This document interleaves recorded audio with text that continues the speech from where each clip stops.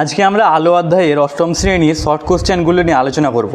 তাহলে এই চ্যাপ্টারটা পুরো আমি পড়িয়ে দিয়েছি, তোমরা ডিসক্রিপশানের লিঙ্কে দেখতে পারো, সব পরপর ভিডিওগুলো দেওয়া আছে। তাহলে দেখো এবার প্রথম প্রশ্ন, যে কোন প্রতিবিম্ব পর্দায় গঠন করা যায়? তো উত্তর হবে সৎ প্রতিবিম্ব। 2 নম্বর কোশ্চেন, আয়নার প্রতিবিম্ব কী ধরনের প্রতিবিম্ব? উত্তর হবে অসৎ প্রতিবিম্ব। তারপরে কোশ্চেন, বস্তুর আকার এবং প্রতিবিম্বের আকার সমতল দর্পণে কেমন হয়? উত্তর সমান হয়। এগুলো সব আমি ক্লাসে পড়িয়েছি, তোমরা সেখানে ভালোভাবে বুঝে নিও, এগুলো সব বুঝতে হবে কিভাবে হয়েছে সেটা।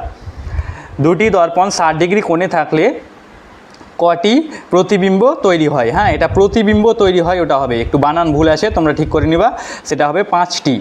তারপর 5 নম্বর কোশ্চেন, সৎ প্রতিবিম্বের একটি উদাহরণ দাও। উত্তর সিনেমার পর্দার প্রতিবিম্ব। তারপরে 6 নম্বর কোশ্চেন, পেরিস্কোপ আলোর কোন ধর্মের প্রভাবে ক্রিয়া করে? উত্তর হবে আলোর প্রতিফলন। তারপর 7 নম্বর কোশ্চেন, সমতল দর্পণে বস্তুর প্রতিবিম্বের কি পরিবর্তন ঘটে? উত্তর পার্শ্ব পরিবর্তন ঘটে। এগুলো ক্লাসে বোঝার জন্য তোমরা সেগুলো ডিসক্রিপশানে চেক করিও। এবার আছে কাঁচের প্রতিসরাঙ্ক কত? এটা হয় 1.5 কাঁচের প্রতিসরাঙ্ক। দুটি দর্পণের মধ্যবর্তী কোণ কত থাকলে 5টি ছবি গঠন হয়? উত্তর হবে 60 ডিগ্রি কোণে। তারপরে আলোর কোন ধর্মের কারণে ক্যালাইডোস্কোপ কাজ করে? ক্যালাইডোস্কোপ কাজ করে, উত্তর প্রতিফলন ধর্মের কারণে। 11 নম্বর কোশ্চেন, আলোকরশ্মি কোন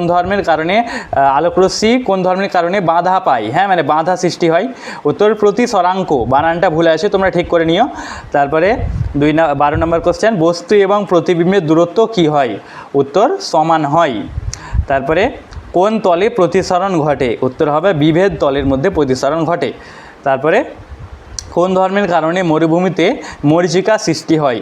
উত্তর হবে অভ্যন্তরীণ পূর্ণ প্রতিফলন। এগুলো বানান ভুল আছে, আমার একটা স্টুডেন্টে করেছে, তো তোমরা বানানগুলো ঠিক করে নিও। তারপরে প্রতিসরণের ক্ষেত্রে আপতন কোণ বাড়লে প্রতিসরণ কোণের কী পরিবর্তন হয়? বাড়ে। মানে আমরা জানি আপতন কোণ প্রতিসরণ কোণ পরস্পরের সমানুপাতি হয়, তার জন্য এমনটা হয়। এগুলো ক্লাসে সব ভালোভাবে বুঝিয়ে দিচ্ছি, দেখবা। তারপরে হীরের সংকট কোণ কত? সংকট হবে, হ্যাঁ, সংকট কোণ কত?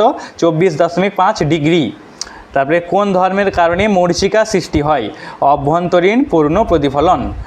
তারপরে কোন শর্তে আলো দ্বিতীয় মাধ্যমে প্রবেশ করে না? আপতন কোণ সংকট কোণ থেকে বেশি থাকলে সেটা দ্বিতীয় মাধ্যমে যায় না। তারপর বায়ুর প্রতিসরাঙ্ক কত?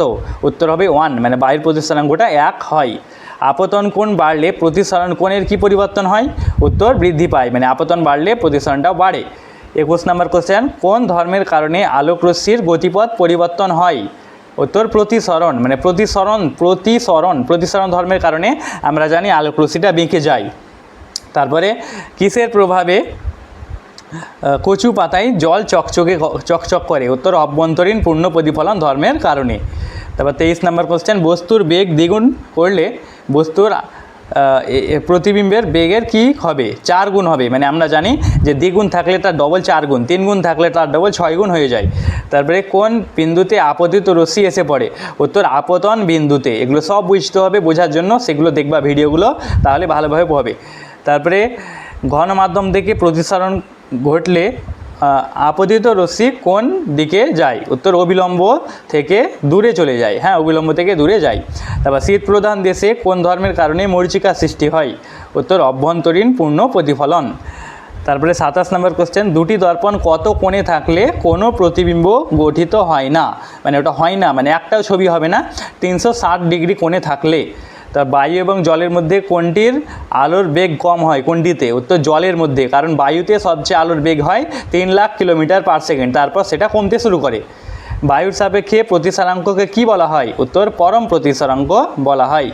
তারপরে কোন ধর্মের কারণে আলোকরশ্মির প্রতিসরণ না হয়ে প্রতিফলন ঘটে? উত্তর হবে অভ্যন্তরীণ পূর্ণ প্রতিফলন। তাহলে এই যে কোশ্চেনগুলো দেখো, সবচেয়ে ইম্পর্টেন্ট কোশ্চেনগুলো দিয়েছি।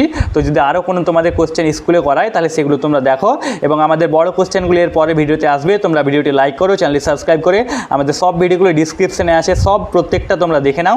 একটা প্লেলিস্ট আছে, সেটা সেভ করে নাও, সেখানে সব ভিডিও তোমরা পেয়ে যাবা।